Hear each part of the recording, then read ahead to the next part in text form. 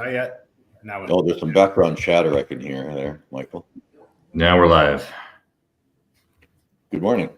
That might be my background chatter. I'll try to mute when I'm not on here. All right. Yeah. Sounds good.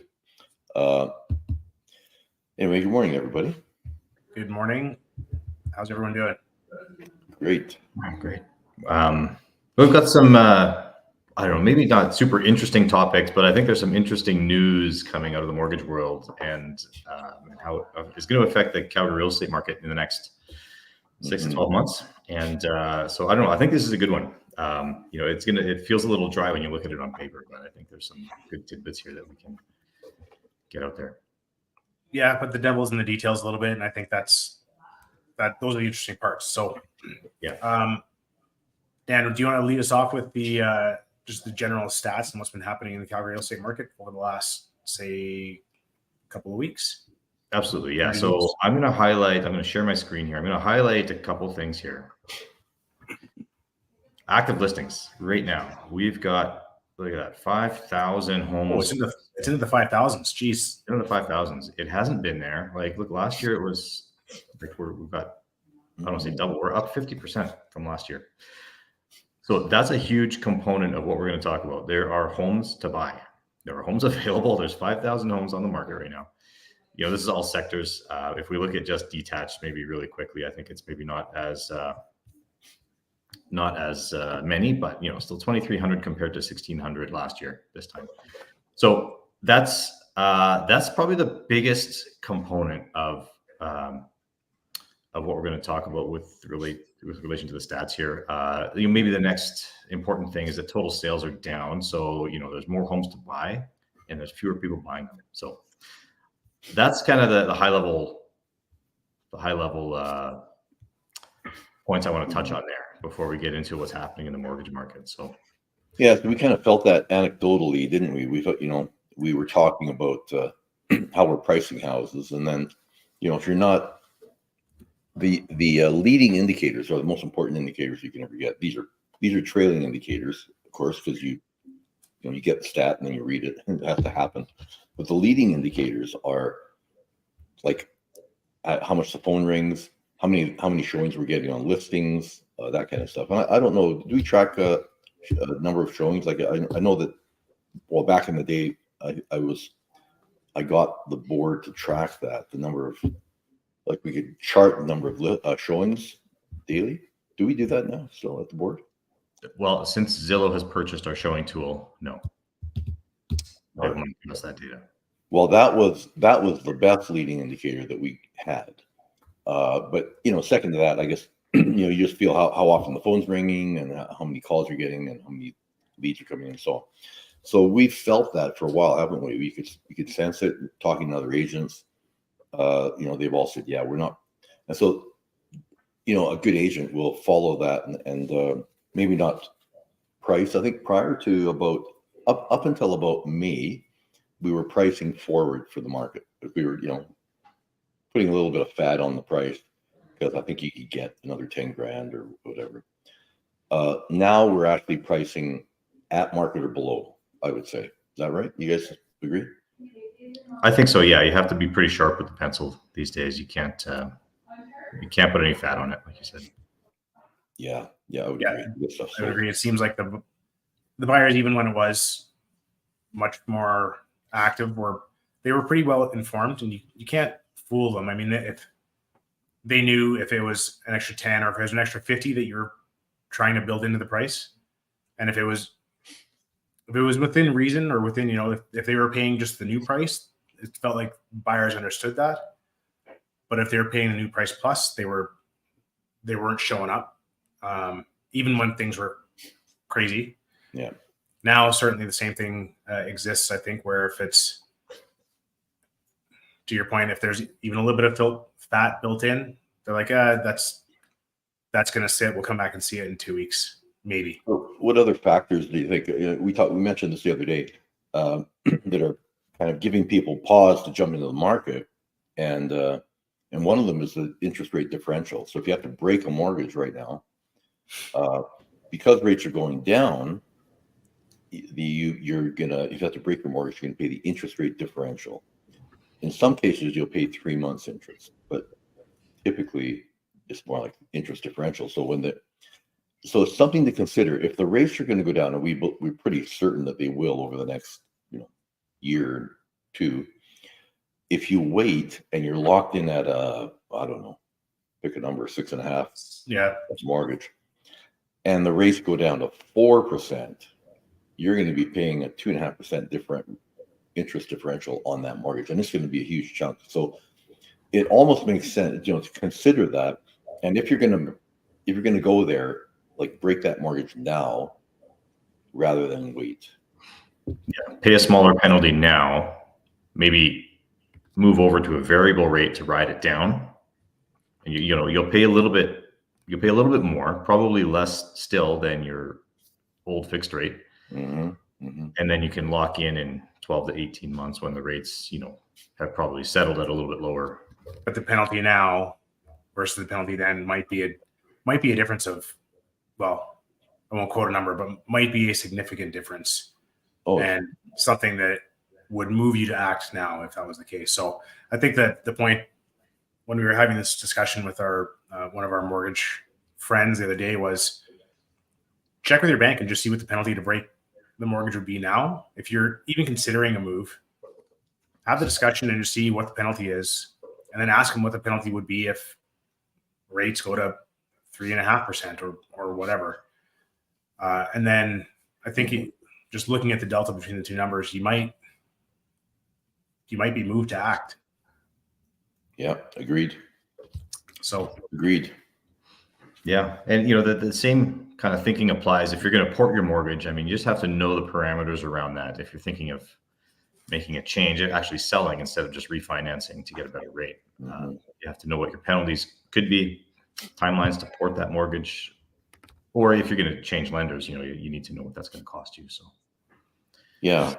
So, I guess that's a good segue, Daniel, into talking about changing lenders. There's new qualification guidelines from CMHC, and one of them involves changing lenders. Do you want to tie into that? Yeah, for sure. I mean, the CMHC, the new guidelines that they came out with, it's been a long time since they've changed some of these, right? So maybe the first one to touch on is the insured mortgage cap.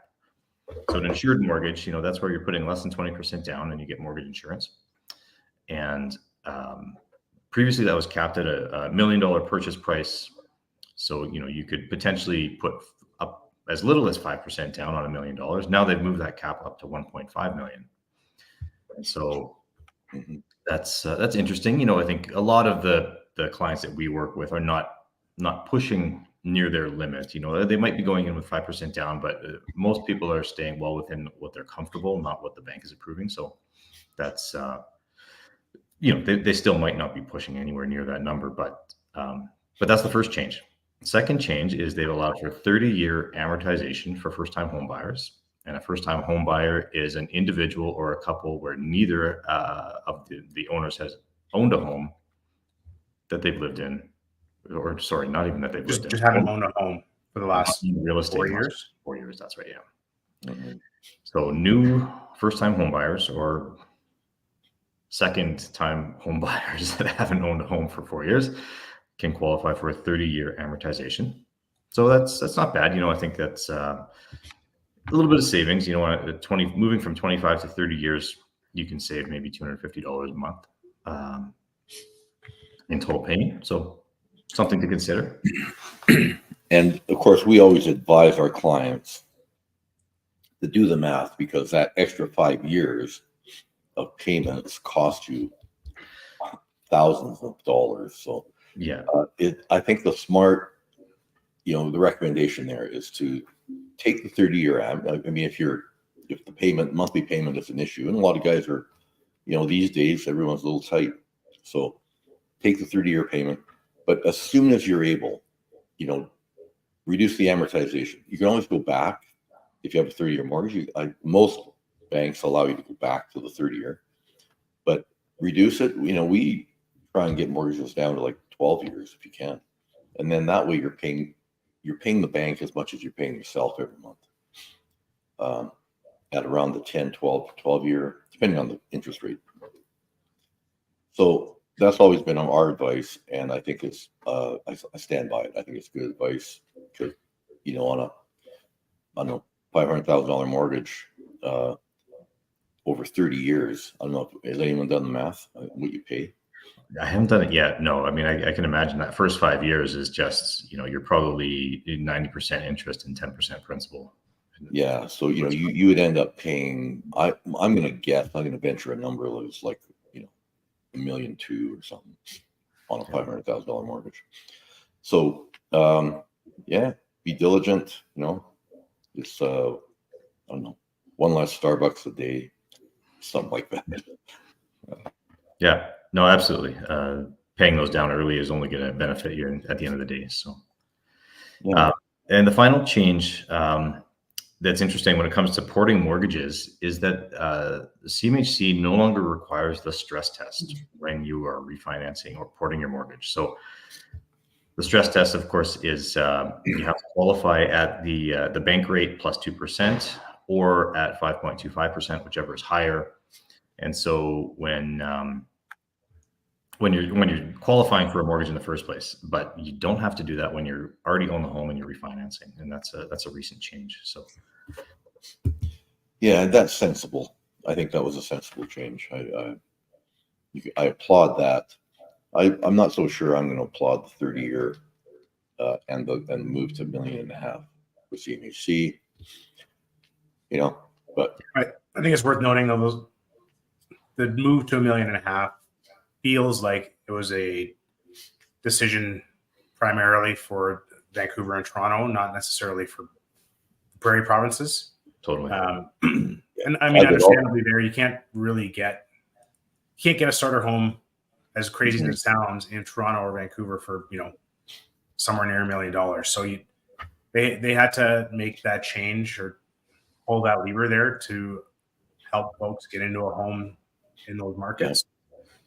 Yeah. In Calgary, I think it means that people can maybe be a little more flexible. There are some first-time homebuyers we see coming to us that are, have a budget of $900,000. They graduated university, got themselves a good job, and saved for a few years, and now they're going to buy their new home, and they don't need to do a starter home. They can go straight into something that is a little more in keeping with their lifestyle and what they want to do. So it gives them the flexibility to go a nudge over, which, again, if you have the income to support it and it just happens to be your first home, then I guess knock your socks off. Well, I think a follow-up point to that is that, if you want to game the market in any manner, first of all, you get paid to absorb risk. So, in terms of interest rates, take a variable, absorb the risk, and you'll probably be better off. The second thing is, if you follow, as you said, Michael, they always determine policy or create policy based on Toronto's market, typically. I mean, that's where the pressure points are for politicians. So if you follow where that is going, I mean, it usually is counter to what's happening out here in Alberta, at least. You can probably get ahead of the market. You can if you can anticipate those moves, and this one I think I would have anticipated. Then you can probably get ahead of the market somehow. So, yeah. Well, to tie all of these points together, so we first talked about the stats in Calgary, the sales stats. So there's fewer sales, more homes for sale. We're shifting out of a very strong seller's market into something a little more balanced. I don't know if we're quite there yet, but so that's kind of the point one. Second point is the rates, right? So if you're looking at getting out of a fixed term rate, rates are coming down.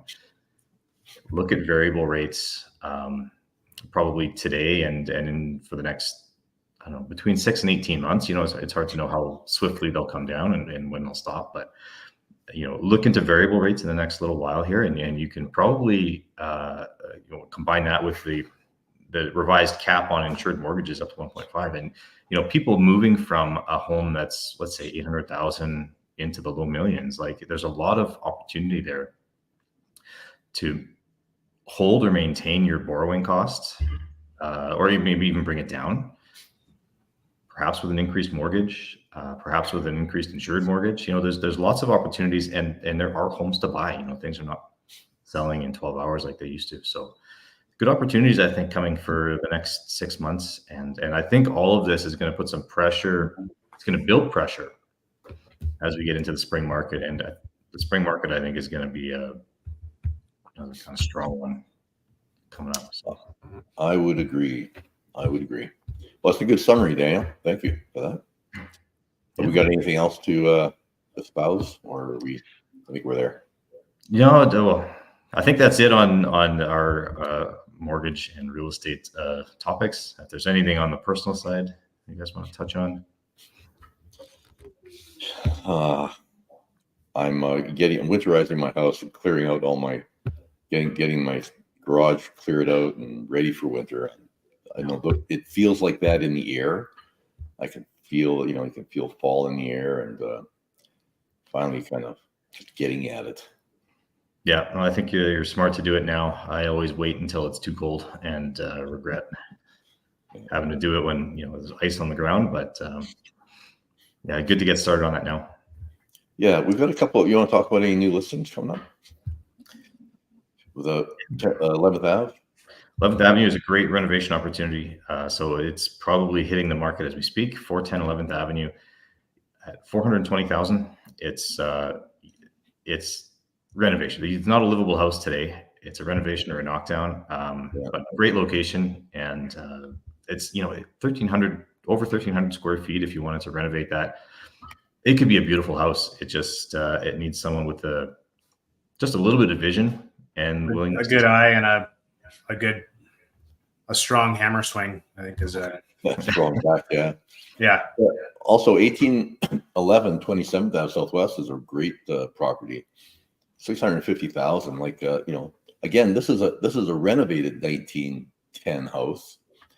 They're both 1910 houses, but this one has is like you could move into the house. It's ready to go. It's a nicely renovated bathroom and kitchen, 3 bedrooms up.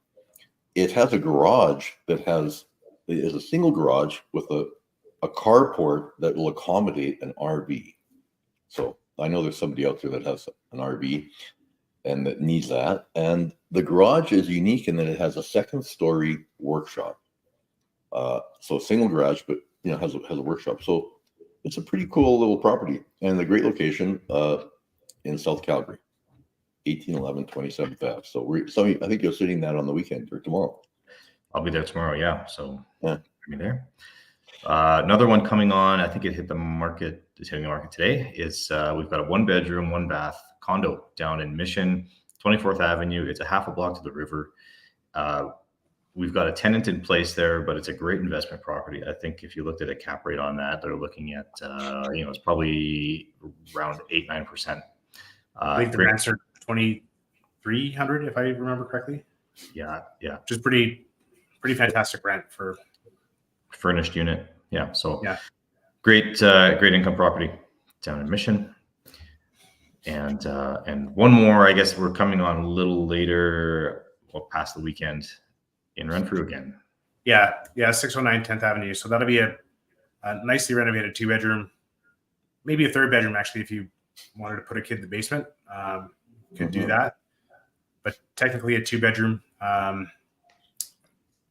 3-bath, 2.5 bath, with a really nice garage and office / studio attached to the garage as well on the front end.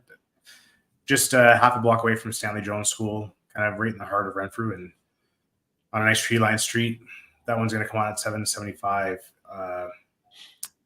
I think early next week. The sellers aren't quite ready. They've had a busy week and they're a little overwhelmed, so they're not quite ready to entertain guests they don't know. And then the last one that we was kind of interesting for us as well is down in Eau Claire.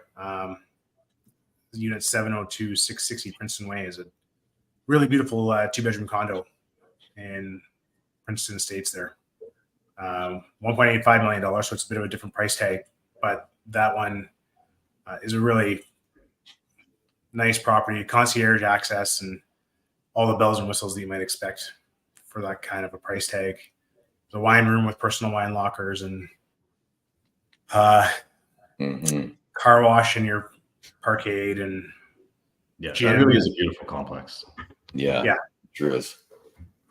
And then I just want to add on the need side, if anybody out there is, has is looking to assemble, we have done over the last 40 years like a lot of assemblies. So if you're thinking, if I could assemble with my neighbor, and if there might be, I might be able to increase the value of my property by collaborating with my neighbors, let us know, because we are arguably expert in that. And so we could help you pull that together. We've done a lot of it. So I'll just say that as a need, because we're looking for those right now. Anywhere in particular, Dad, that you'd want to highlight, or is it anywhere at all? Well, of course, inner city is always favored, but it doesn't always have to be inner city. I'll just put that caveat out there. Or also and we've done a lot of future developments, farmland on the edge of town, things like that. So, I think our skill set is pretty diverse in that sense, and I just want to let it be known that we're looking for that kind of stuff right now. Great. Okay. Well, that's probably a good place to wrap it up. So thanks to you both. Thanks for everyone watching, and we'll talk to you guys in a couple of weeks. Yeah. Have a great weekend. Sounds great. Thanks, everyone. Bye-bye.